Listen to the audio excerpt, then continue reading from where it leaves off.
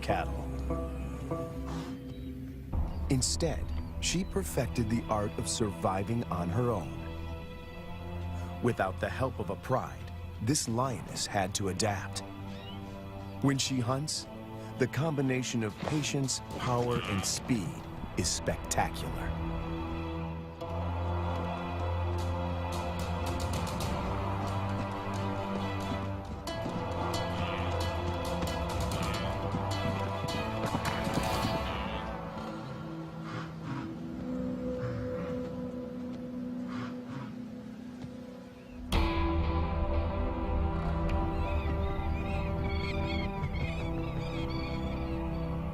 This female is about 6 years old when she steps into the viewfinder of Herbert Brouwer, a wildlife cameraman.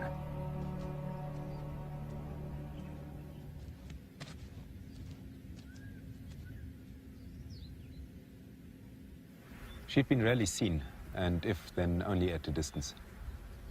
But suddenly there she was, right in front of our eyes. Herbert is captivated by her and returns to the floodplains of LUIWA year after year. It comprises 3,600 square kilometers and borders Angola in the west. The bank of the Zambezi floodplain marks the eastern boundary of the park. People living here tell Herbert that the lioness has been alone for many years. They call her Lady LUIWA.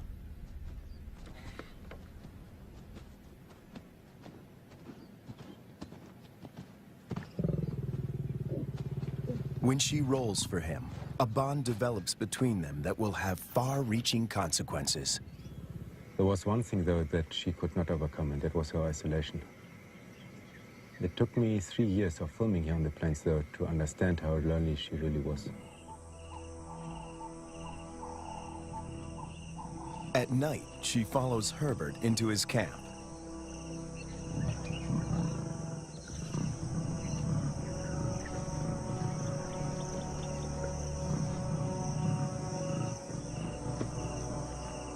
He would never expose himself to wild lions on foot, but he instinctively knows that she means him no harm.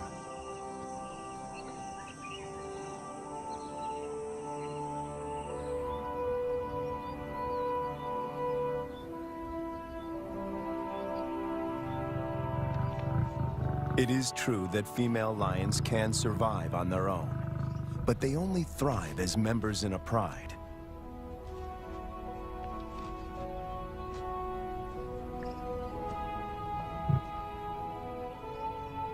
Is it possible to find Lady a mate? And could they produce cubs and form a new pride? These are the burning questions facing Herbert and experts at African parks.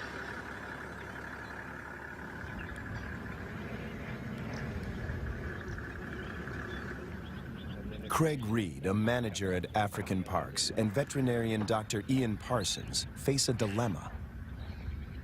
Reintroducing a full pride of lions into LUIWA could cause havoc. If one cow is killed or one person attacked, the local population would be up in arms.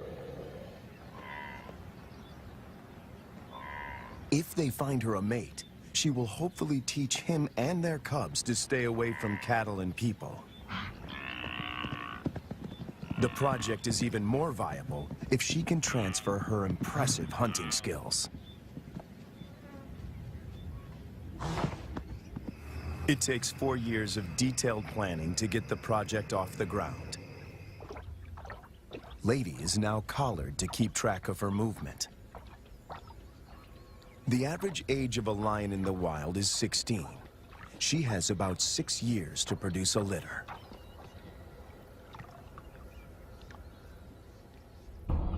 To find a mate for Lady, the team goes to neighboring Kafue National Park. Audio recordings of lionesses lure the males.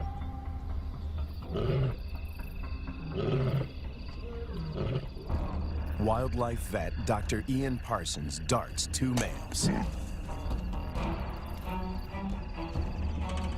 As a coalition, they stand a better chance to survive the trauma of a translocation. The big question on everyone's mind is whether these two males will bond with Lady. If they do bond with her, she might be able to teach them how to keep a low profile and avoid the villages.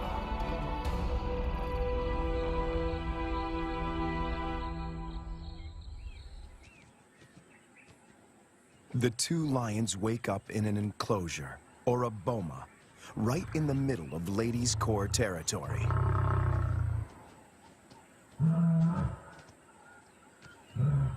One of the males is 3 years old, the other a bit younger. Lady is almost 8 years their senior. The age gap is intentional. Older lions might not submit to Lady's authority. Hopefully, these youngsters will.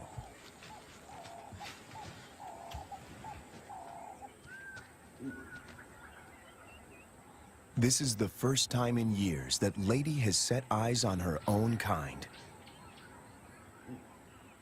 She keeps watch as the two males familiarize themselves with their new home. The first piece of the puzzle falls into place. But then, disaster strikes. On the 5th day in the boma, they escape. Finding themselves in a strange environment, they could take fright and bolt. To Herbert's relief, he finds them a few hundred meters from the enclosure. Lady's response is odd. She rolls to show them she is not a threat, but she doesn't approach them. The males are aware they are in her territory.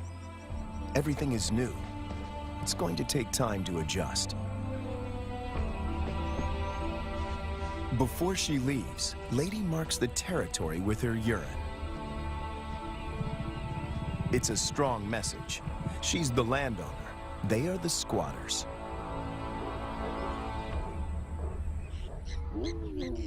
And then she leaves them. The presence of 2 new lions in LUIWA has a huge impact on the local residents. It's not only villagers that are now at risk. The arrival of the 2 lions jeopardizes the hyena's position of power.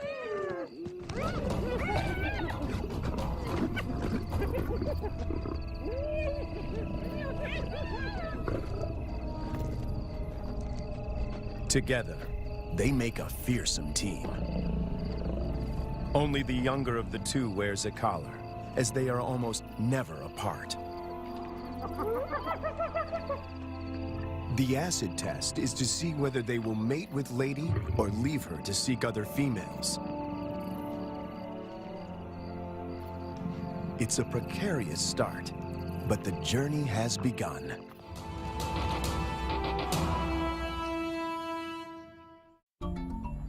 Almost 3 years go by without incident. It's November, the beginning of the rainy season. Thousands of wildebeest pour into Lady's territory. The males are hardly recognizable.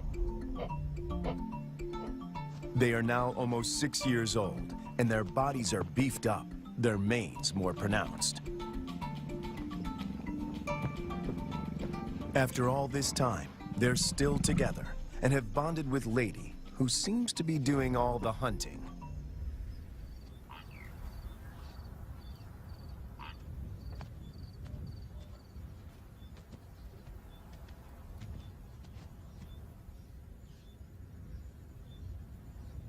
She targets wildebeest, almost twice her size.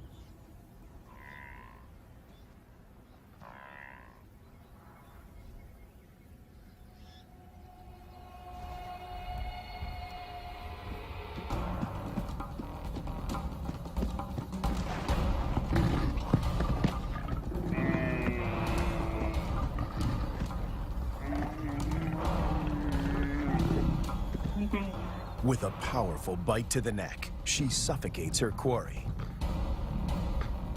It's all over in minutes. The meat from a small calf could keep her going for a few days, but she's not hunting only for herself.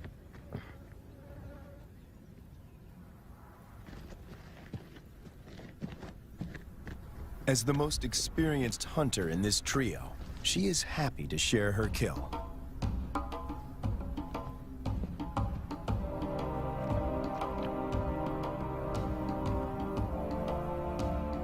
The fact that she allows the males to join her, and that they don't chase her off the carcass, is significant. Eating together is the first building block of a pride.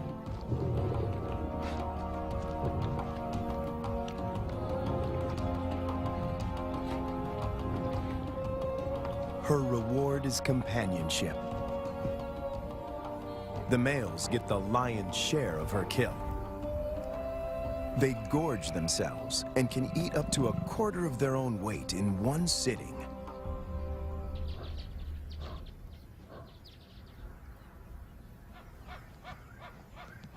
For the first time, Herbert sees the two males compete.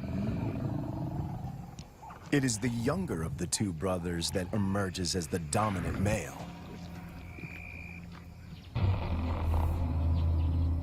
He's the one that follows her when she's in estrus.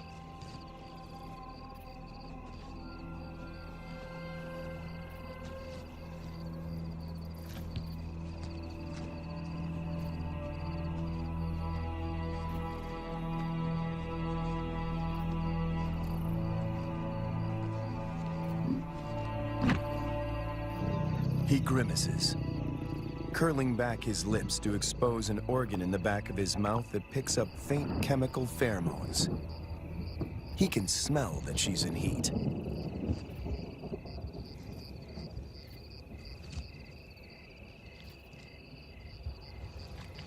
It's the dance Herbert has been waiting to film for years.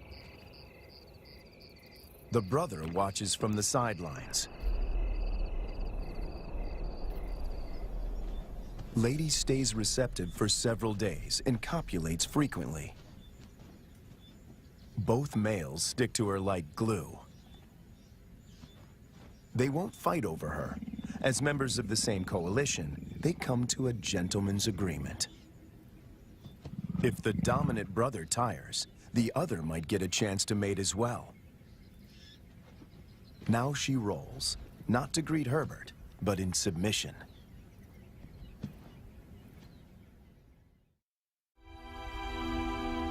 When Herbert returns a year later, there are still no cubs. It's a huge disappointment. Lady is now almost 13 years old, and Herbert and the team must consider the possibility that she is infertile.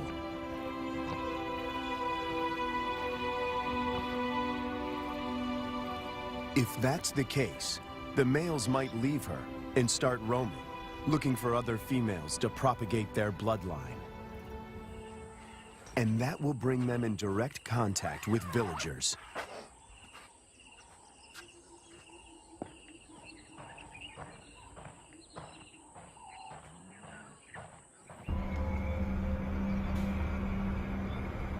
The team decides to import 2 young females. And that takes them back to Kafue.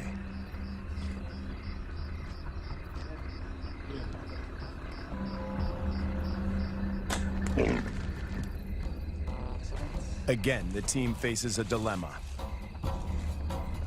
If the females are too old, they might injure Lady or drive her out of her territory. Too young, and the males might kill them.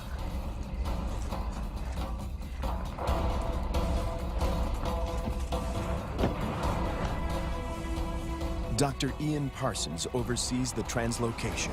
We need some water just to keep them cool while we're traveling. All right, antidote. That's not very fast acting. It takes about 15 minutes to work.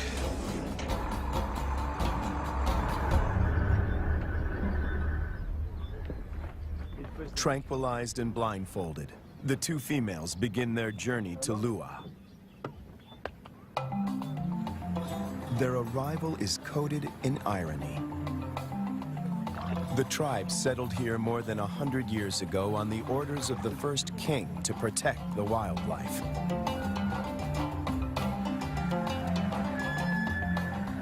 But many of them have never seen a lion. And yet lions have always played an important part in the biodiversity of LUIWA. African Parks aims to restore the imbalance. But this is only possible if Lady remains the central character. She has to teach the new arrivals the lay of the land and teach them to keep away from villages. The question now is whether she can transfer these skills in time. The two lionesses are collared with radio transmitters before being released into the enclosure.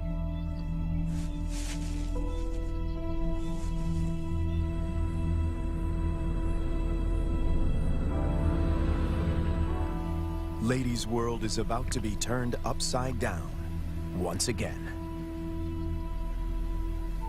To Herbert, she seems sad and confused. She turns her back on the boma and heads north.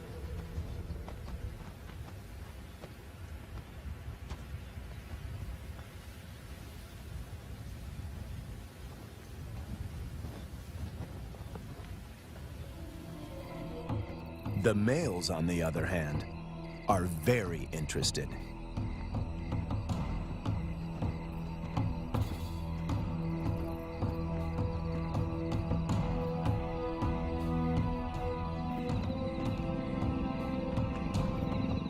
These two lionesses are barely 20 months old and still cub-like.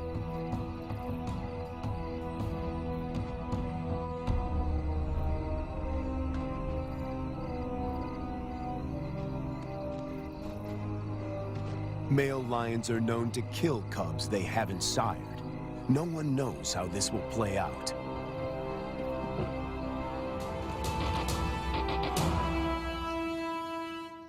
After 3 days, Lady makes a U-turn and returns to the fenced-off boma.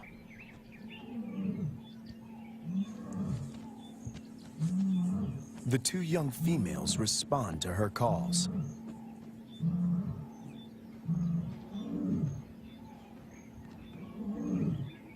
The connection between Lady and the cubs is immediate. She engages.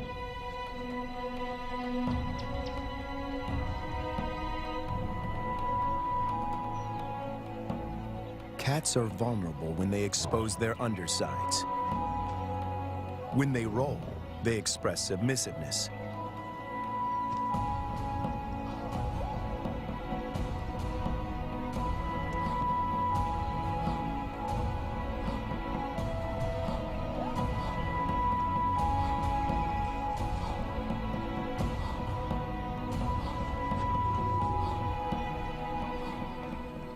But trouble is on the way. Lady's body posture changes. She knows that the males could attack these new residents.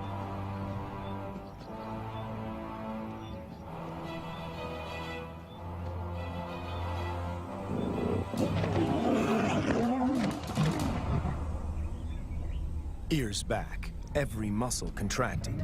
She puts the males in their place.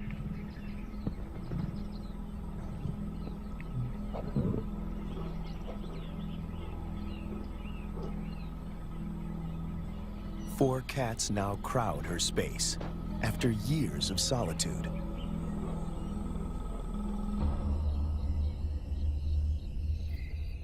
When the males were in the boma, Lady disappeared for days. But now she is intrigued by the cubs. She keeps constant vigil. The electrical current that runs through the fence is non-lethal, but does give a sharp jolt. Lady is clever. She discovers a broken wire and tries to gain access where the circuit is breached.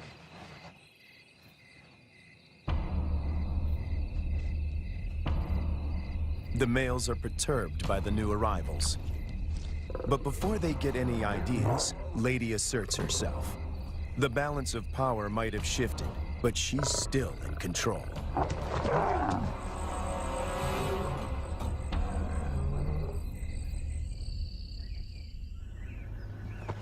After 5 weeks in the boma, the team feels the young females are ready to be released. Not sure how the males will react, they lure them away with a fresh carcass.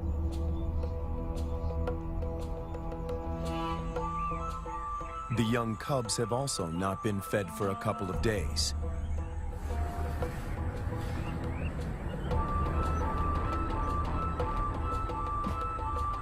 When the gates open, a new chapter begins.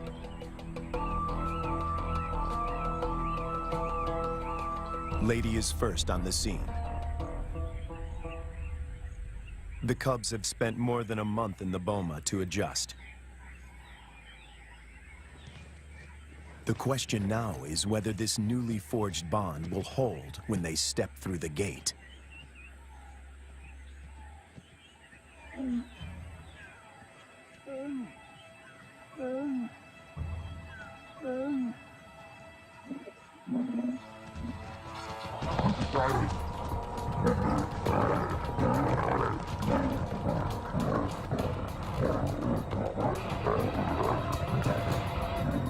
The first encounter turns into a catfight.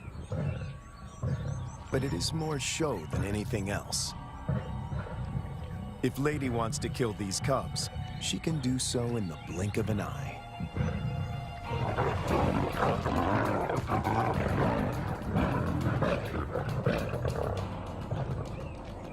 The first contact might seem aggressive, but it plays out according to plan.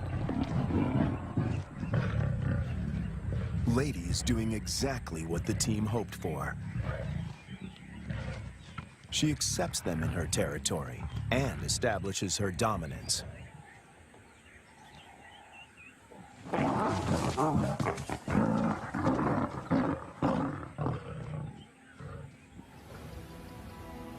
The landscape of LUIWA now looks very different from the days when Lady followed Herbert to his camp. Now 2 young and subdued females follow her. But Lady is not used to having an entourage. She's not at all familiar with the dynamics of a pride.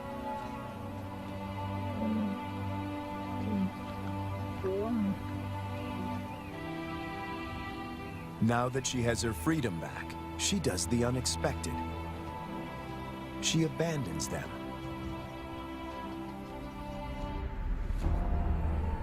The 2 young females now find themselves in a new and unfamiliar environment swarming with hyenas.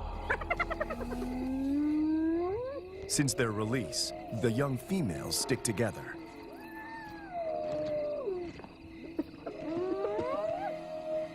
But their lives are in real jeopardy.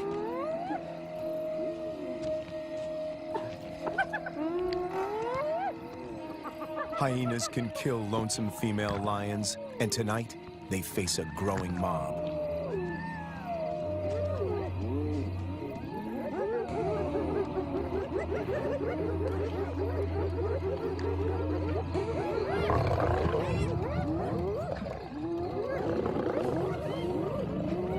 In no time, the newcomers are surrounded by a hungry and ferocious clan.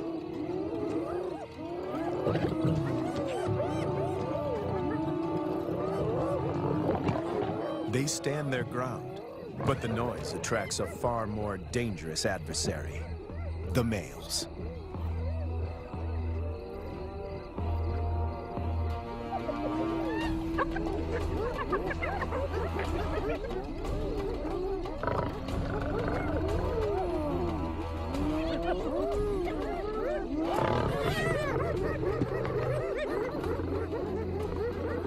The 2 brothers have finally tracked down the youngsters in the wild, and Lady is nowhere in sight to protect them.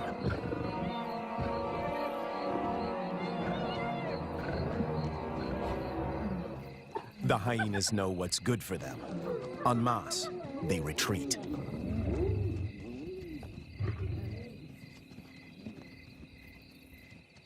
This is their first encounter with the males outside the boma. Anything can happen.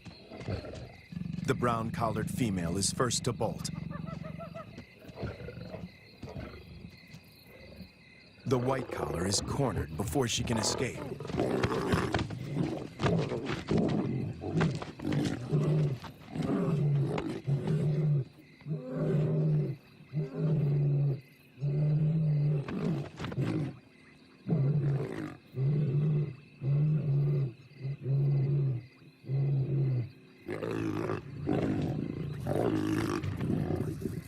2 against 1. The odds are not in her favor.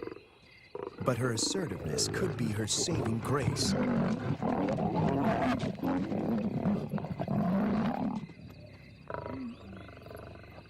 At the right moment, she crouches in submission.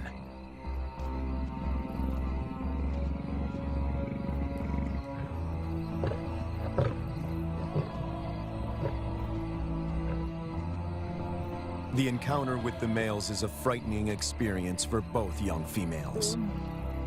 They split up. Separated, they are now more vulnerable. Danger looms for both of them.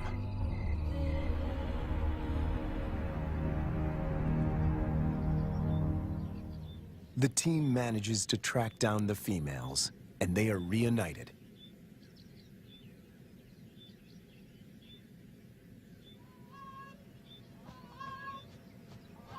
It takes months before they settle down. But little does Herbert know that he is filming them for the last time.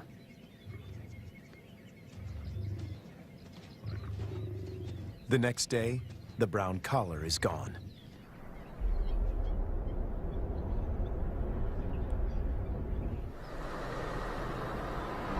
Craig Hay heads up one of the search parties. All eyes are now on finding the brown-collared female. Some of the farmers have seen her in the vicinity. Her life is in real danger. Poaching is rife here. And then, their worst fears are confirmed. It's in there. A faint radio signal comes from a pond.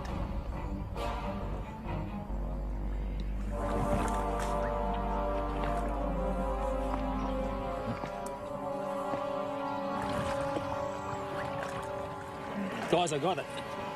It is the brown collar. It's been cut.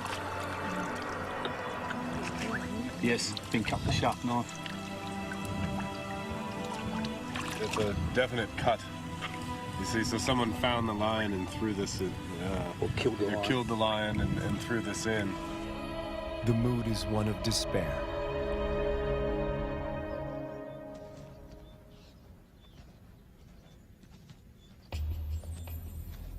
To complicate matters, the female in the white collar turns away from Ladies' Corps territory and begins walking in a northwesterly direction towards Angola.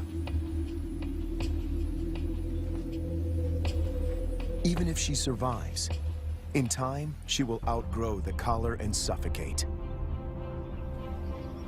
The dream to establish a pride in LUIWA begins to unravel. In an unexpected twist, the males follow the white-collared female to Angola.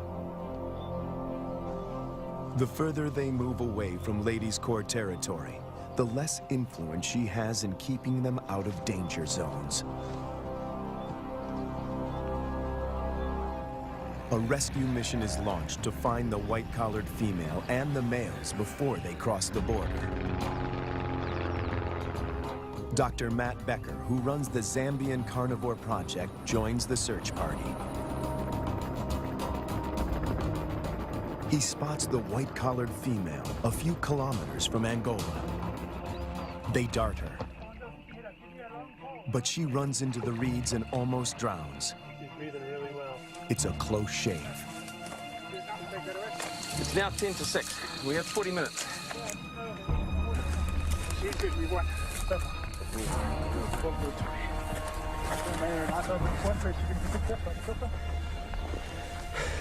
Let's make sure it doesn't get her nose. It's going to be windy. The rescue mission is tricky. The small helicopter can barely lift her, and the ground team must help before the pilot manages to get his precious cargo airborne.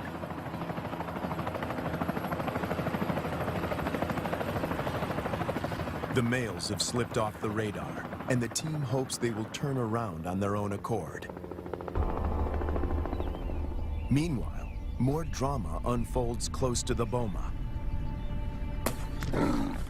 Lady is darted. The plan is to put her in the boma with the surviving female to try and forge a stronger bond between them.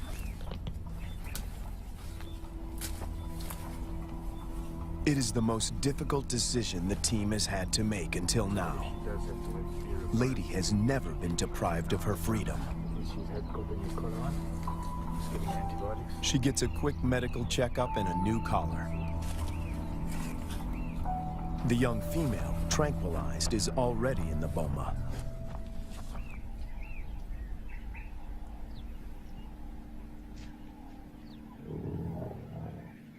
No one knows how Lady will behave in captivity.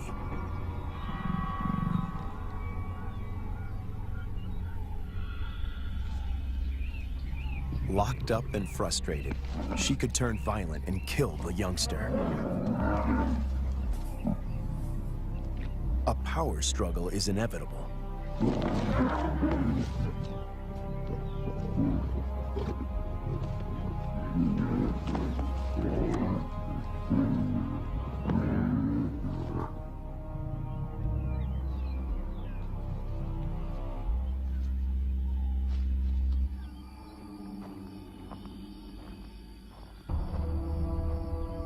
More bad news. One of the males crosses the border and is killed by cattle farmers in Angola. Of the 5 lions, now only 3 remain. Would this be enough to start a pride? No one knows for sure. Lady, when she recovers from the anesthetic, is extremely agitated. She is on the wrong side of the fence and she can't dig her way out.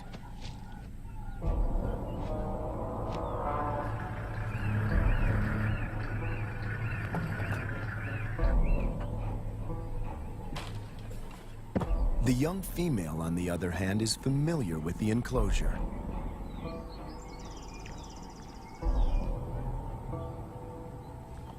This puts her in a strong position to assert power and seize authority.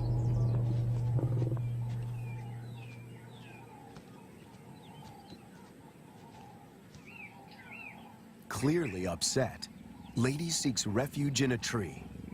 Herbert thinks this elevated position is her attempt to retain control.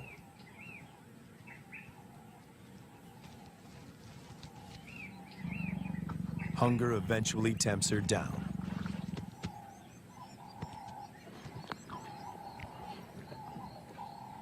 For Herbert, it's difficult to watch. This is a situation which I never thought would happen, is that Lady would need to be put into the boma. Now, she's been roaming free for all her life, which is probably about 13 years, 14 years, and now she needs to be locked away. It's good, Lady. The tree becomes a central prop in this battle of wits between these 2 cats.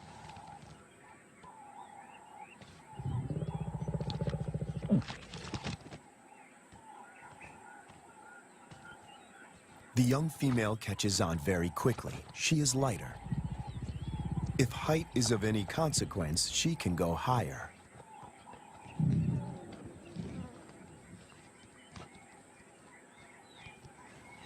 From her elevated position, the young female spots the surviving lion. He is just returning from Angola, alone. It seems as if every breakthrough in this project is shadowed by a new set of problems. The 2 brothers formed a strong coalition. They made this territory their own and for 4 years managed to stay out of trouble with the villagers.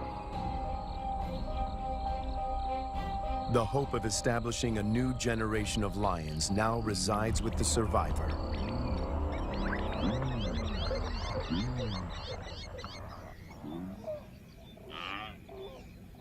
Lady and the young female emerge from the boma after 7 weeks.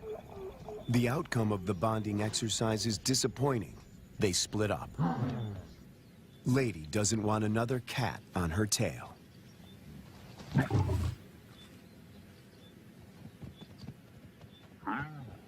But the time in the boma did benefit the young female. It gave her time to mature. She doesn't see the male as a threat anymore.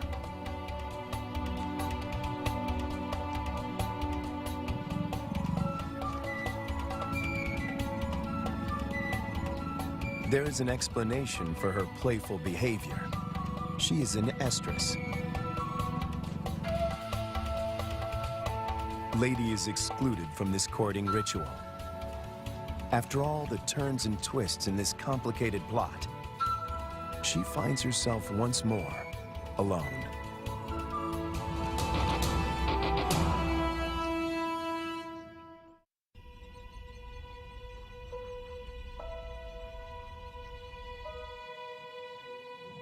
After hunting alone, the young lioness returns to the male. She is ready to mate. The project is one step closer to reaching its goal. The male will sire the next generation. But what about Lady? Will she be part of this new pride? It somehow seems sad and tragic if she is now excluded. And on cue, she disappears.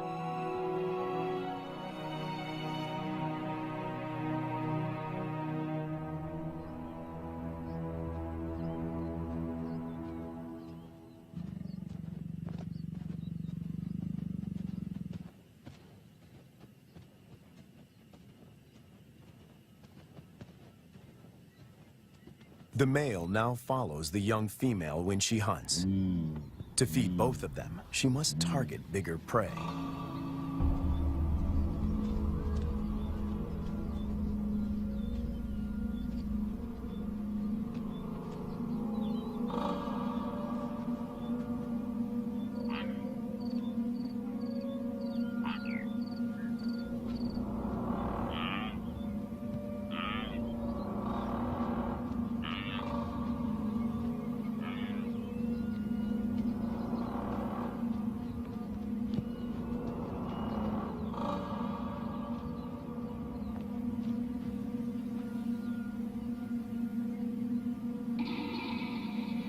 The male is not helpful. His overeagerness spoils the hunt.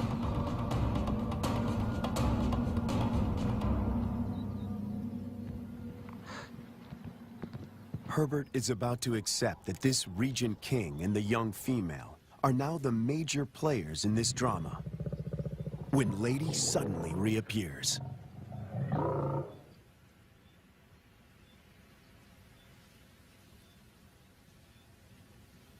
The young female watches the reunion from a distance. Over many years, Herbert and Lady somehow learn to recognize and respect each other's intentions.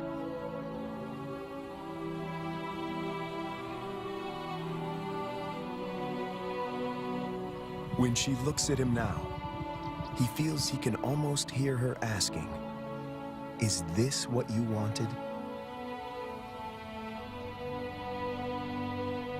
In the presence of the male, Lady lies down with the young female. This is what a pride looks like.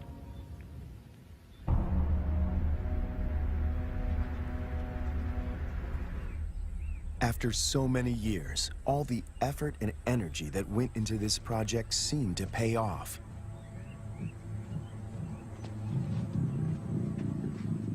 The young female frequently mates with the lion in Lady's presence.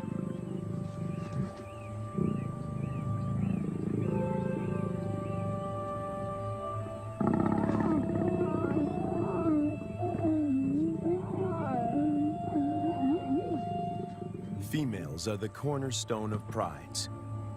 They form strong bonds and hunt together. The male's instinct is to protect them, and his drive is to breed.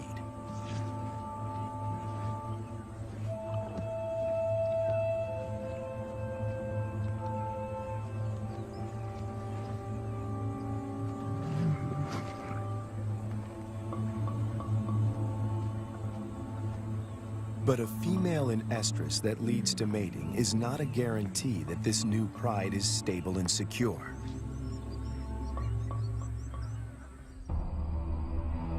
Hunting together is the final test. And then it happens. The young female takes the lead. Lady follows. This is certainly a new development. And the outcome is swift and lethal.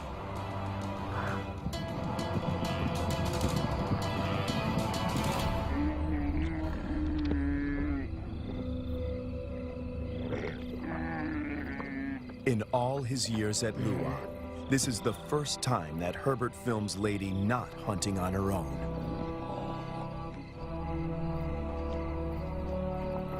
When the male joins them, the circle is complete. The air is full of promise.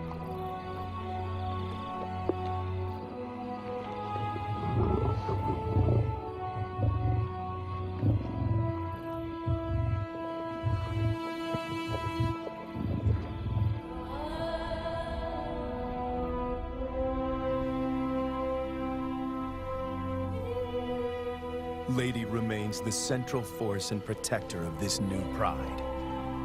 She may not give birth to the next Lion King, but she will make sure that he has a kingdom.